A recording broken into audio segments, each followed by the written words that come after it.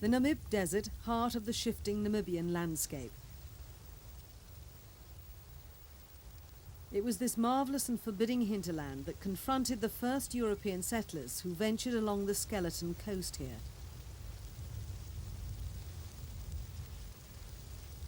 This boat is a replica of the first Dutch vessel, the Windhoek, to land on these shores in the 18th century. And the people who first greeted the visitors were the ancestors of those who still live here. These days, Windhoek is a bustling southern African capital in a country founded on cultural diversity, and it absorbs all its influences with grace.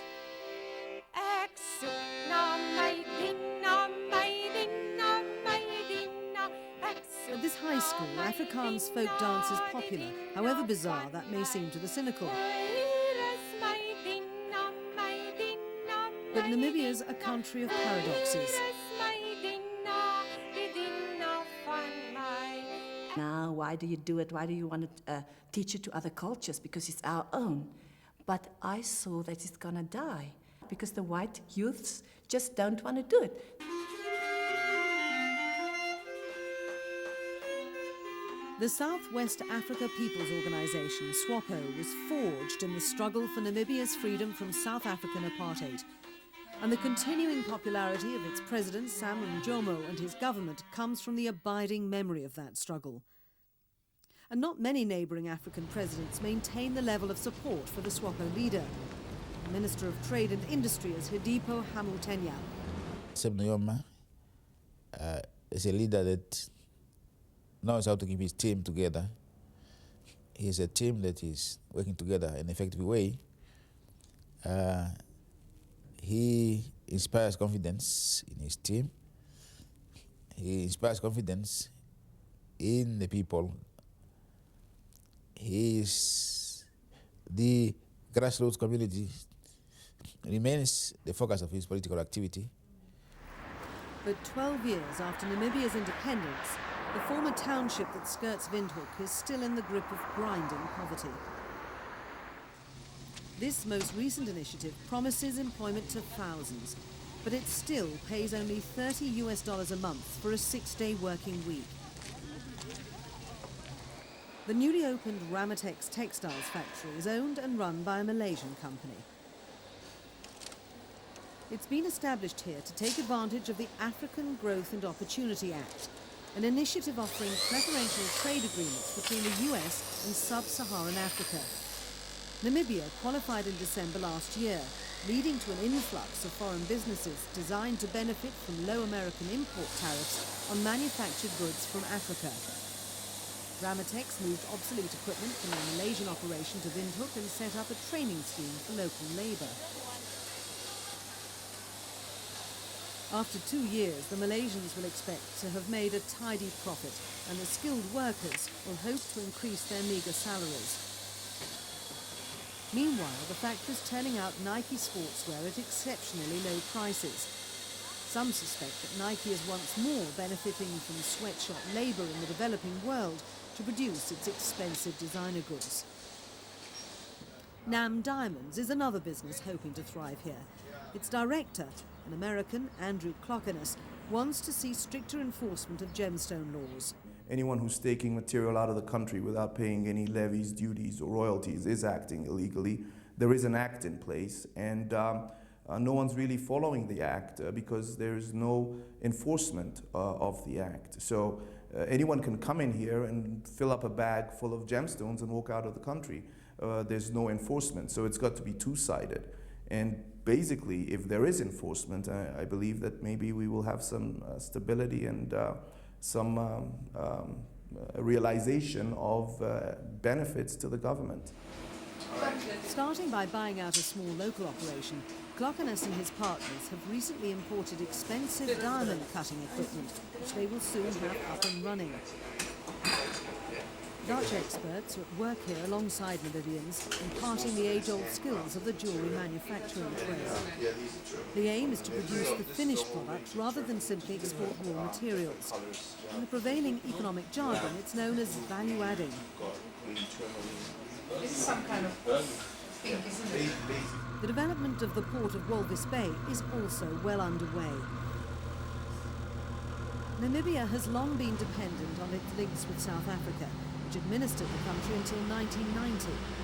Now, the government's keen to focus on new trade links with its landlocked neighbours like Botswana, Zimbabwe and Zambia. Providing a vital Atlantic outlet, the Namibian Ports Authority hopes to compete with South African ports like Durban and Cape Town. The socialist government has been quick to embrace free market policies. I think our government faces many challenges, but they deserve a lot of praise for the political stability, the business model, the progress here in Namibia. I think they showed especially great foresight in the way that the Namibian Ports Authority was created. We came into being as a fully commercialized entity, not a government bureaucracy. Although we have government as a sole shareholder, we are able to trade as any normal business would. We can contract, we can offer special rates, we can do bulk business, we have commercial freedom. And the fishing industry is getting an overhaul too. Bona fide fishing fleets based in Walvis Bay are beginning to thrive since the country extended its territorial waters and began to effectively police the once fertile fishing grounds.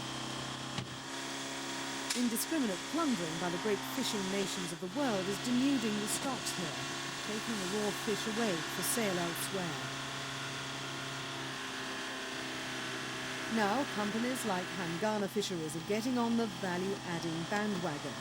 They're investing in the infrastructure to make a viable export industry that will benefit Namibia as well as themselves.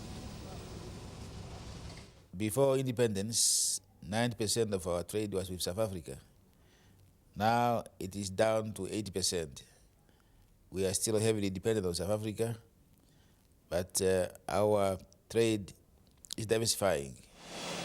The Hangana Fisheries operation in Walvis Bay is fully certified as conforming to European Union standards. This means that instead of simply exporting raw fish, they can grade and select them for preparation.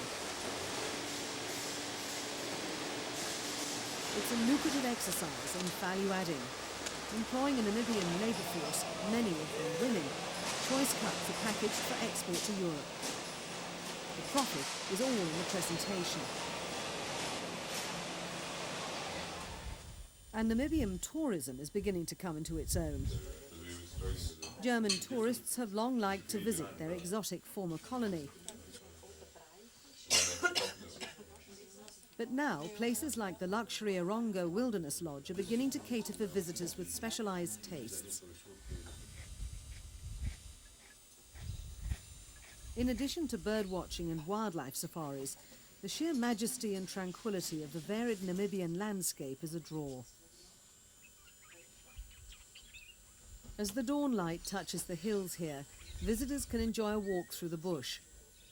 They're led by a knowledgeable local guide. Nowadays, it's not just the rugged big game hunters who are catered for in the hunt for the dollar and the euro. The guide is a fountain of arcane facts about the medicinal properties of the wild fruits and berries.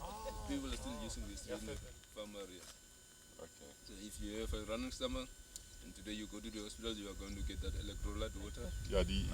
Namibians are born survivors. Like all those who live where water is precious, they've learned how to exploit every resource they have. 3 times in a day. So whether it's tourism, diamonds or fishing, this intriguing country is starting to realise its wealth.